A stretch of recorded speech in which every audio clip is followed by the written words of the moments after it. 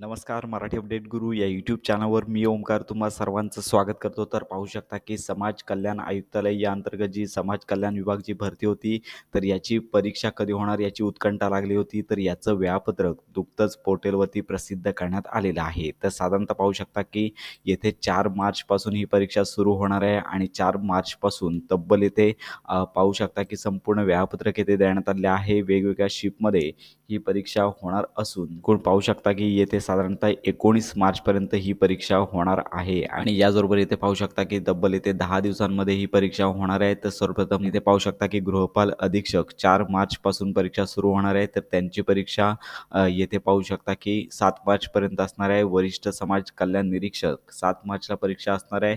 पुन्हा गृहपाल अधीक्षक सर्वसाधारण याकरता 10 तारखेपासून पाहू शकता की 11 मार्चपर्यंत परीक्षा आहे. त्यानंतर समाज कल्याण निरीक्षक उच्च श्रेणी लघुलेखक 12 तारखेला आहे. त्यानंतर समाज कल्याण निरीक्षक लघु टंकलेखक 12 मार्चला आणि त्यानंतर अशा प्रकारे समाज कल्याण निरीक्षक 17 तारखेपासून पुन्हा 19 मार्चपर्यंत हे परीक्षा वेळापत्रक देण्यात आलेलं आहे. तर आता तुमचं जे हॉल तिकीट आहे त्याची देखील माहिती देण्यात आली आहे.